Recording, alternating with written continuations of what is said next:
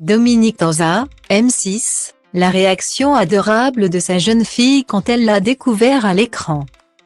Voilà plus d'1 an que Dominique Tanza est devenu le nouveau joker des JT de M6.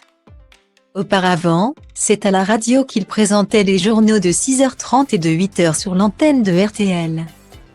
Il prend désormais en main le journal du week-end, en remplacement de Nathalie Renoux, qui retrouve les téléspectateurs au 12-45 en semaine. Gare alors aux événements imprévus et aux bugs techniques. Les autres présentateurs des journaux télévisés en savent quelque chose. D'ailleurs, il n'y a pas très longtemps, le journal du 20h de Laurent Delahousse a été perturbé par un événement très spécial. D'autres fois aussi, il arrive que l'on ne soit pas en forme, comme Karine Bast, qui s'est sentie un peu à l'ouest sur le JT de France 2. Cependant, ces possibles difficultés n'effraient pas Dominique Tanza.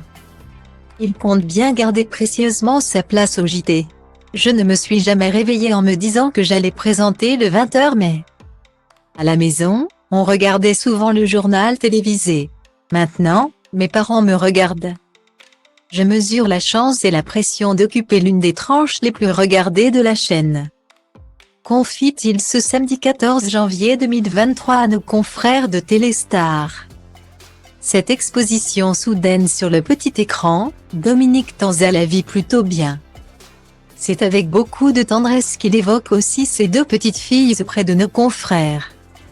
Elles sont respectivement âgées de 6 ans et de 4 ans. La plus jeune ne semble pas avoir tout à fait compris le métier de son papa. Ma femme m'a dit qu'un soir, quand je commençais à faire des remplacements sur M6, elle s'est approchée de l'écran pour me dire qu'elle allait faire pipi. Elle était étonnée que je ne lui réponde pas. Guillemets. Quant à l'aînée de la famille, la grande a compris, mais je crois que si, à 19h45, elle peut regarder autre chose que le JT de M6, elle le fait. Ce papa pourrait bien faire naître chez elle quelques vocations dans les années à venir, qui sait.